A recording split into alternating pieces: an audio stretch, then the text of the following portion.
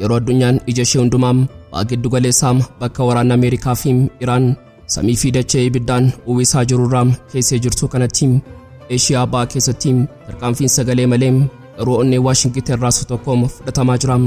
Tiraamp Netaaniyaahuun Misaa'ela Iraan fashaleessuuf Doolaara Biliyoonaan lakkaa'amuun qilleensatti yeroo guban baha fagootti Jawween Sibiilaa rafee tureem dammaqee jira. Ulee Gooftummaa Ameerikaa cabsuuf irreetti makamee jira. Chaayinaa fi Kooriyaan Kaabaa bichummaa isaanii haaromsanii humna isaanii addunyaa sodaachisuu kanaan diina isaanii jilbeenfachiisuuf jiru. Maaliif michummaan Chaayinaa fi Kooriyaa Kaabaa kun Ameerikaaf abjuu hamaati? Maaliif biyyoonni kun lamaan akka gaara dhagaatti Ameerikaa dura dhaabbatan gaafilee jedhu dabalatee deeggarsa iccitii isaan Iraaniif taasisaa jiran sinnageessisuuf qindeeffannee dhiyaannee jirra.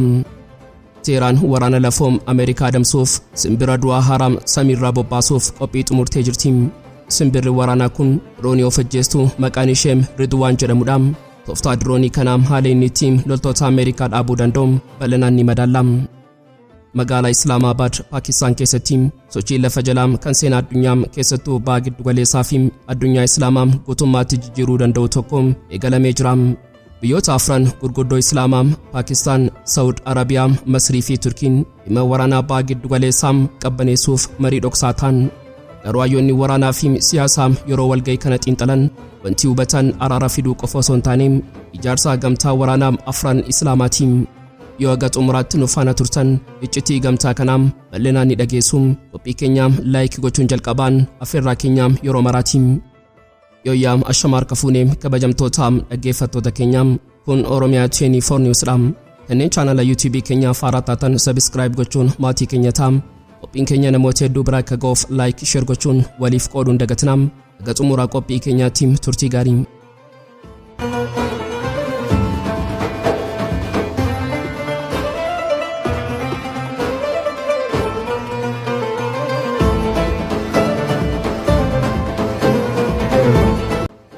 yeroo addunyaan ija ishee Baha Giddu-galeessaa bakka waraana Ameerikaa fi Iraan samii fi dachee ibiddaan uwwisaa jirurra keessee jirtu.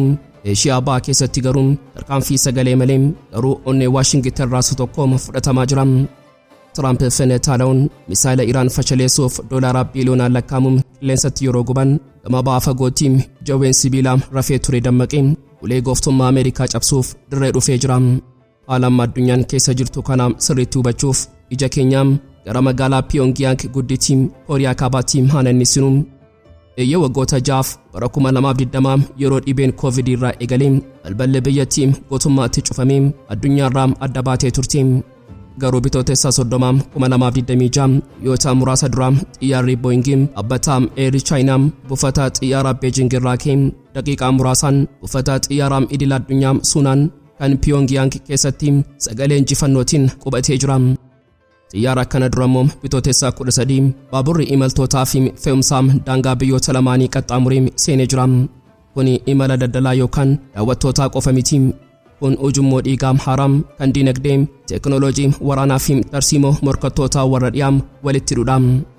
Maaliif michummaan Chaayinaa fi Kooriyaa Kaabaa kun Ameerikaaf abjuu hamaati? Maaliif biyyoonni kun lamaan akka gaara dhagaatti Ameerikaa dura dhaabbatan? Deebiin isaa seenaa dhiigaan barreeffame keessa jira. Bara 1950moota keessa waraana Kooriyaa keessatti xiyyaaronni Ameerikaa Kooriyaa Kaabaa guutummaatti boombiin dhumanii gamoowwan daaraa godhanii ummata miiliyoonaan lakkaa'amuun fixanii jiru. Yeroo Kooriyaan Kaabaa dhabamuuf qarqararra geesse hoogganaan Chaayinaa yeroo sanaa Mao Zedong loltoota hidhattoota miiliyoonaan lakkaa'aman ergee waraana Ameerikaa of duuba deebise. Yeroo sana eegalee michummaan isaanii michummaa hidhii fi ilkaanii jedhamee beekama. Har'a diinummaan Ameerikaa isaanitti qabdu ammayyuu hin dhaabbanne. Chaayinaan humnaan addunyaa to'atti sodaa jedhuun dorgommii diinagdee fi teekinooloojiin yeroo hudhamtu. Kooriyaan Kaabaa immoo ugguraam idil addunyaa hamaadhaan akka beeloftee jilbeenfattu godhamaa ture. Garuu lamaan isaanii hin jilbeenfanne. Iccitiin gootummaa isaanii fi ija jabina isaanii asitti mul'ata. Iccitiin kun jecha tokko qofa, innis teekinooloojii waraanaa fi niwukilaradha. Ameerikaan maaliif Saddam Hussein fi Muammar Qaddaafii salphumatti kuffiftee Kim Jong Un garuu ija isaa keessaa ilaaltee kabajji. Sababiin isaa Kooriyaan Kaabaa meeshaadhumaa misaa'ilaa ardii qaxxaamuruun ICBM kanneen akka Hwasong 70 fi Hwasong 18 of harkaa qabdi. Hwasong 18 inni haaraan bobaa jabaa kan fayyadamu yoo ta'u daqiiqaa muraasa keessatti qophaa'ee dachee Ameerikaa ga'uu danda'a. Mataa waraanaa niwukileeraa baay'ee yeroo tokkotti baatee sirna ittisa Ameerikaa burjaajessuu danda'a. Chaayinaan ammoo gama isheetiin misaayilaa Dongfeng 41 yookaan F41 kan sadarkaa addunyaatti dorgomaa hin qabnee fi teekinooloojii hypersonic glide vehicle kan akka DF70 qabdi. Misaayilli hypersonic kun saffisa sagalee dachaa 5 ol fiigaa. Kallattii isaa qilleensa keessatti jijjiirachaa waan deemuuf sirna ittisa Ameerikaa kamiyyuu qabuu hin danda'u. Kun madaallii badiisaa waloo uumee jira. Yoona rukuttan anis hunda keessan nan barbadeessaa jechuudha. Amma michummaa Chaayinaa fi Kooriyaa Kaabaa kanam waraana ammaa kan Ameerikaa fi Iraan gidduutti adeemsifamaa jiru waliin wal bira qabnee haa ilaallu. Waraanni Baha Giddu-galeessaa Ameerikaadhaaf kasaaraa dinagdee fi meeshaa waraanaa isa guddaa ta'aa jira. Iraan diroonota rakkasoo fi misaayilota baay'ee roobsuun gosa misaayila ittisaa kanneen akka TIADF Patriot kanneen tokkoon isaanii doolaara miliyoonaan lakkaa'aman fixaa jirti. Ameerikaan baajata ishee Baha Giddu-galeessaatti yeroo dhangalaasu Chaayinaa fi Kooriyaan Kaabaa of duubatti deebi'anii olfuu qofa osoo hin taane axis of resistance garee diddaa kanaaf dugdaa ta'aa jiru. Diroononni FM misaayilonni Iraan Har'a Tel Aviv FM buufataalee Ameerikaa rukutaa jiran hundeen teekinooloojii isaanii eessaa dhufee jettanii yaaddu. Seenaa misaayilaa Iraan yoo qorannu hundeen isaa misaayila Kooriyaa Kaabaa kan Noodongii fi Musuudaan jedhaman irraa waraabame. Har'a immoo xiyyaarri Boeing Beijing irraa ka'e Pyongyang yeroo qubatu wanti inni baatu maallaqaa fi imaltoota qofa miti. Meeshaalee elektirooniksii, maayikiroochiippii fi saayintistoota waraanaati. Chaayinaan sirna saatalaayitii ishee kan BDU Iraanii fi Kooriyaa Kaabaaf bantee jirti. Kana jechuun misaayilli Iraan yeroo garaam Israa'elitti qajeelu ija saatalaayitii Chaayinaatiin fayyadamee bakka sirrii rukutaa jechuudha. Ameerikaan GPS yoo cuftellee BDU'n hojjechaa jira. Waraanni saayiber yookaan saayiber warfare isa biraati. Chaayinaa fi Kooriyaa Kaabaa iccitii sirna raadarii fi telekominikeeshinii Ameerikaa seenanii odeeffannoo fuudhu. Odeeffannoon kun Iraaniif yoo darbe Iraan raadarii diinaa jaamsitee diroonii ishee Sheed jedhamuun Tel Aviivin gubdi. Imala xiyyaaraa fi baaburaa Beejingii fi Pyongyang gidduutti deebi'ee banamuun isaa addunyaa warra dhiyaaf ergaa du'aati. Ameerikaan ogguura dinagdee irra keesseen biyyoota kanaa jilbeenfachiisuu yaaddee jirti. Garuu isaan daldala dhuunfaa isaanii ijaarratanii maallaqa doolaaraa dhiisanii yuwaanii fi kiriptoo fayyadamuun dinagdee isaanii waliin hidhanii jiru. Xiyyaarri sunis mallattoo kanaan booda ogguurri warra dhiyaa hojjechuu dhiisuu isaati. Walumaa galatti addunyaan jijjiirama seena qabeessaa keessa jirti. Ameerikaan doonii waraanaa ishee F-35 fi F-60 ishee Baha Giddu-galeessaatti morkii Iraan waliin gootuun caccabsaa fi baajata ishee fixaa jirti.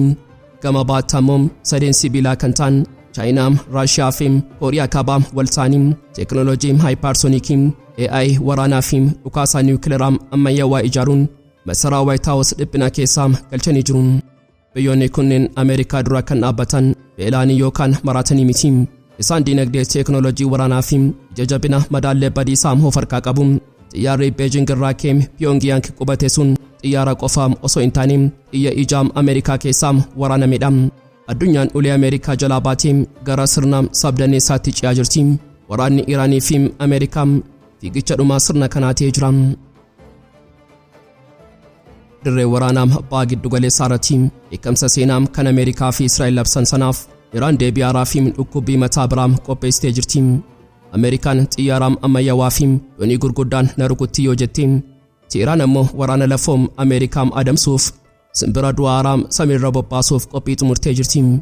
Simbirri waraanaa kun diroonii of ajjeessu maqaan ishee Ridwaan jedhamudha. Waraanni ammayyaawaa dirree banaa irratti qawweedhaan wal dhaaburraa gara waraana teekinooloojii xixinnoo fi ijaaraadarii jalaa miliquutti ce'ee jira. Diroonni Ridwaan kunis kanumaaf uumame. Inni addatti kan ijaarame loltoota lafoo Ameerikaa warra socho'an dhiyeessii loojistikii fi buufataalee waraanaa yeroof ijaaraman adamsee rukutuufi.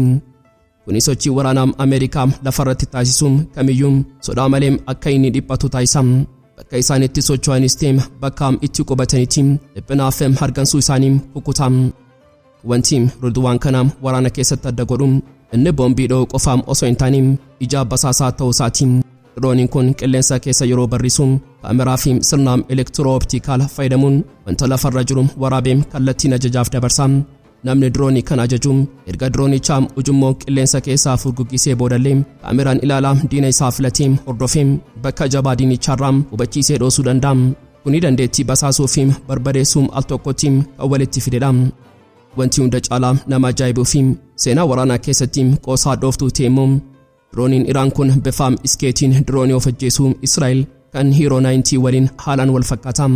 Baalleen isaa bifa qubee X, amni isaa ulee fakkaatuu fi leensa keessaa furguggifamuu isaan Iraan teekinooloojii diina isheetii digdee waraabuun fooyyessitee ofii isaa diina rukutuuf itti fayyadamaa akka jirtu agarsiisa. Israa'el teekinooloojii kanaan of jajji turte. Iraan ammoo har'a teekinooloojii masana garagalchitee Ameerikaa fi Israa'elitti deebisaa jirti. Humna diroonii kanaa yoo herregne fageenya kiiloomeetira 20 barrisuu danda'a.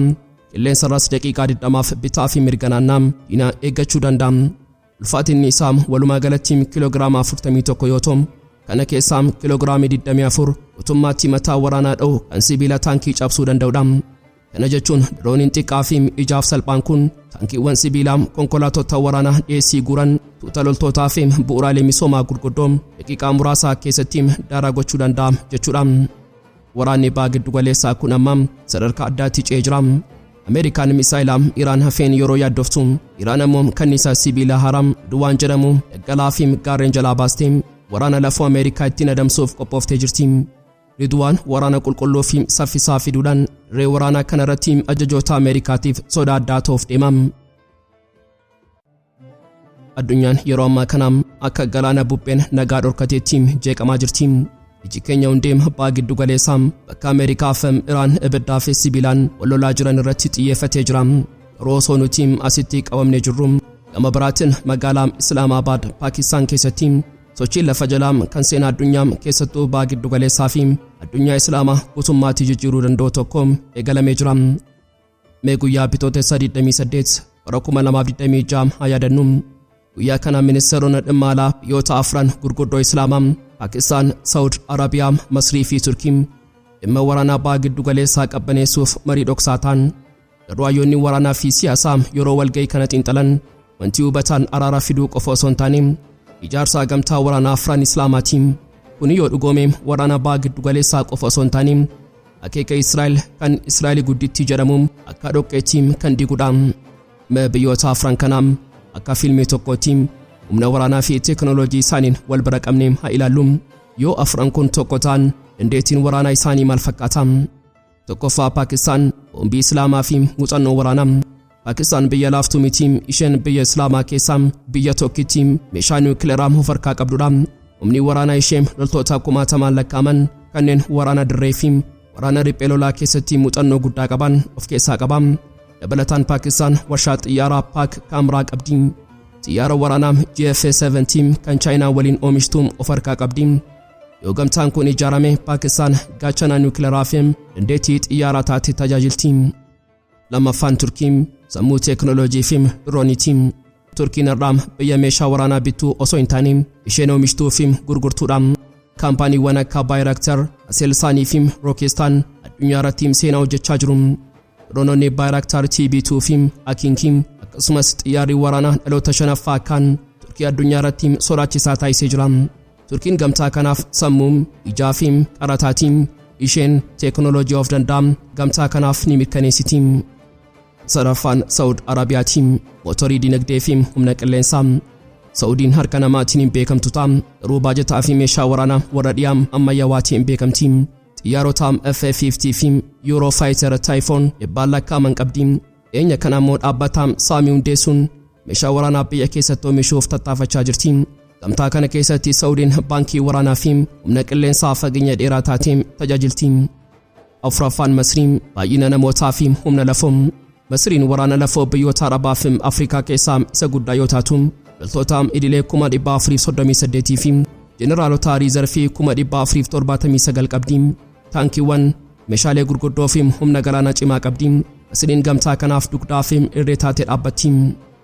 Maaliif gamtaan kun sodaachisaa ta'e? Yoo biyyoonni afran kun tokko ta'an loltoota miliyoona 1.4 ol, xiyyaarota waraanaa 10,000 lakkaa'aman, taankiiwwan, diroonotaa fi humna niwukileeraa bakka tokkotti qabu.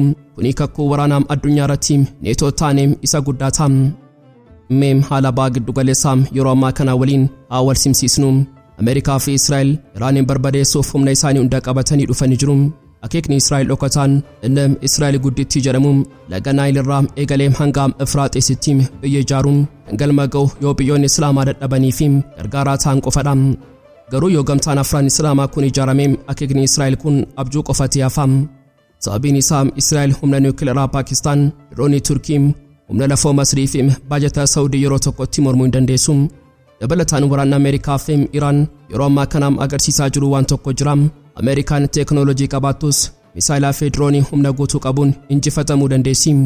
Gamtaan kun muuxannoo waraanaa Iraan kana baratee ofii isaatiin teeknooloojii fi humna namootaa wal simsiisee humna warra dhiyaa naannoo kanaa dhiibuuf dandeettii qaba. Walumaa galatti biyyoonni afran kun dantaa adda addaa qabu. Paakistaan Hindii ilaaltii, Turkiin Baha Meeditiraaniyaanii, Saawudii fi Masriin dhimma Arabaa.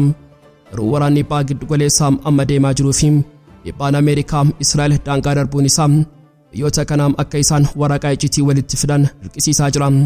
Hiriirri kun guyyaa tokkotti neetoo Islaamaa hin ta'u ta'a. Garuu jalqabbiin isaa qofti Waashingitanii fi Tel Aviv keessatti kirkira lafaa uumuu danda'a. Addunyaan amma Ameerikaa fi Iraan qofa osoo hin taane leencota afran rafaa turan kan dammaqaa jiran kana ija sodaatiin eegaa jirti. Egaan kabajamtoota dhaggeeffattoota Oromiyaa 24 News qophii isaatii kanaaf qabannee dhiyaannee asuma irratti goolamaa. Kanneen chaanala YouTube keenyaaf haaraa taatan subscribe gochuun maatii keenya ta'aa. Qophiin keenya namoota hedduu bira akka ga'uuf like share gochuun waliif qooduun dagatinaa. Xumuraa qophii keenyaatti waan nu faana turtaniif galatooma.